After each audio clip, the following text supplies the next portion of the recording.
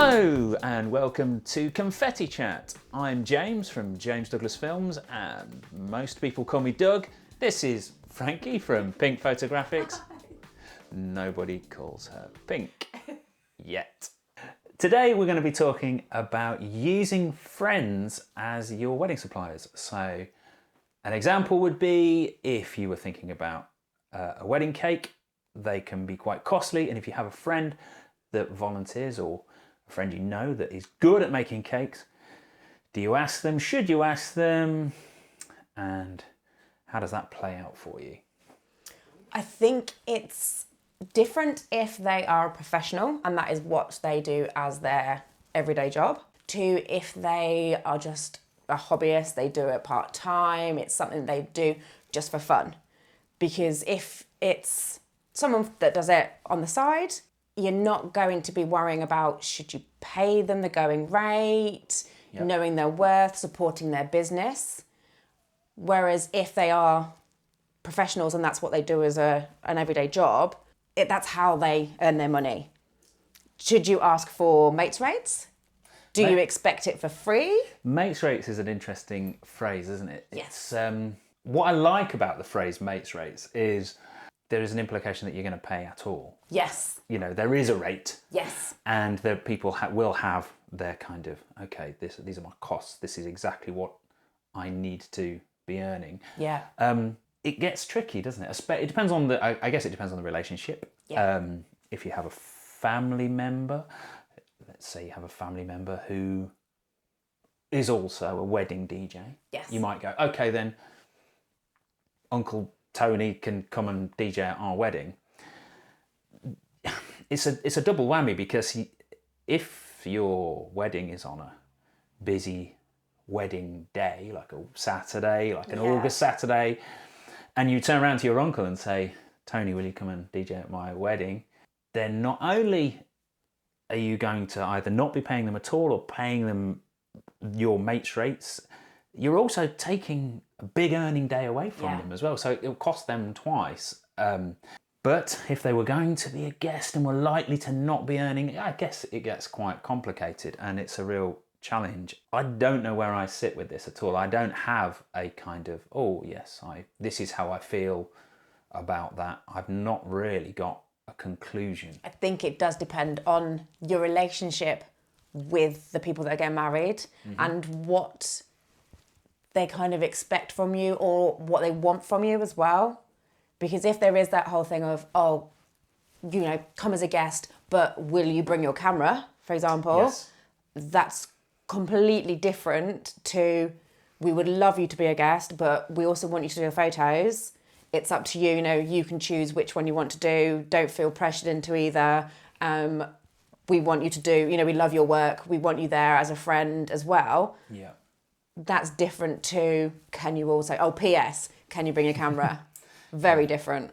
Yes. The big plus for having a friend is always going to be cost savings. Yes. I guess that's the reason why you would ever entertain it at all, is to go, well, having said that, there's also the politics involved of, well, how would they be offended if I didn't ask them to do it? Because, you know, if they saw me as a client, a potential client booking somebody else when they know that's what we do, that could, I guess you're into the politics of that, feeling almost obliged to ask them because that's what they do, rather than getting what you want. I think ultimately every couple should aim to get what they want. Yes. You know, I would say. So with asking friends, if they are hobbyists or professionals, I guess the other question you're asking yourself, yes, you might save some money, but also there might be a compromise in quality. Yeah. You know, and the risk is, let's say you asked your friend they're at college, they're studying photography. Yeah. They're gonna come and shoot your wedding, and because of inexperience, it's somebody that's starting out, and you end up with looking back at your wedding photos going, disappointed. Would you mind that? Or would you always just take it and go, oh, I don't know? It's very much like managing your expectations, isn't it? I think if you're, again, like use photography as an example, if you're not bothered about photography, if it's not a priority to you, which, you know, oh well. If it's not a priority to you. Obviously those things, they're going to be a priority to us because we're quite visual media people. So. Yeah. But if it isn't, then, and you haven't got the budget or you can't justify spending that amount, that the professional photographers that you've seen, that they charge that amount, then yes, you know, go for somebody that's just starting out or that does it for fun. But just bear in mind that you're not, well, I'm going to say you're not always. I would say, you know, you may have be very, very surprised and get like an amazing photographer that's just starting out and you've got all of your hopes and dreams there.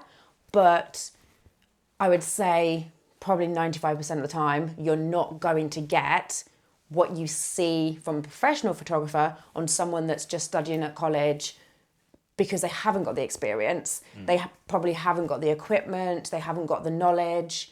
And if that's okay with you, then yeah, go for it. Go for, you know, the students, whoever. Yeah.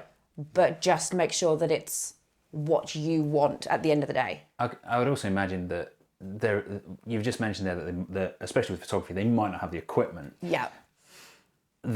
I imagine the thing that they wouldn't have necessarily would be the fail-safes in place. They have the spare camera with them. What happens if that breaks?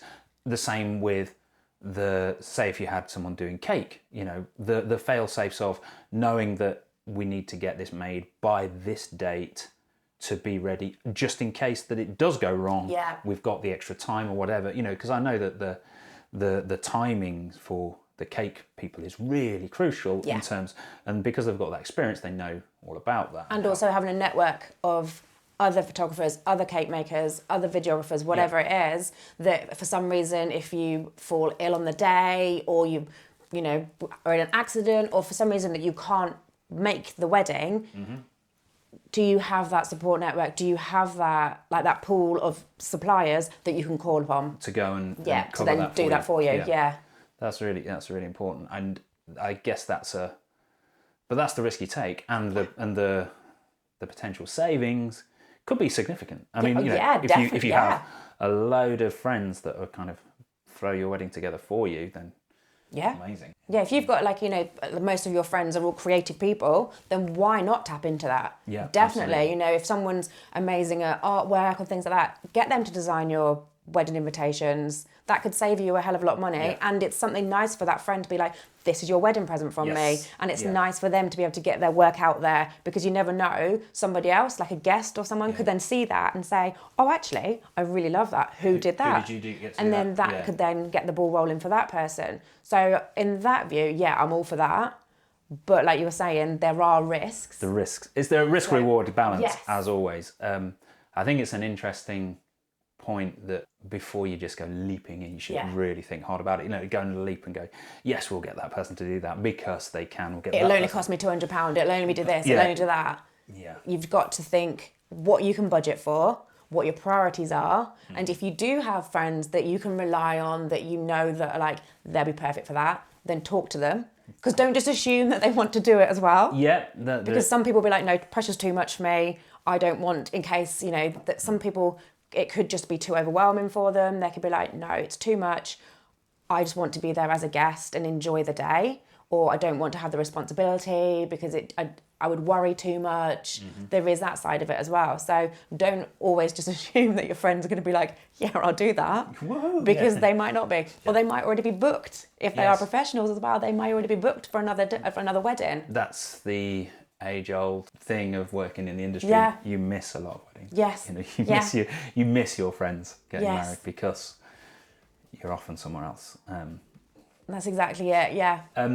So, in conclusion, I feel like there isn't one. There is no right answer to this, but there's a lot more to think about than meets the eye when you start weighing up friends versus professionals, if they're not professionals, but friends as suppliers. Yeah. So there's no conclusion. Yeah.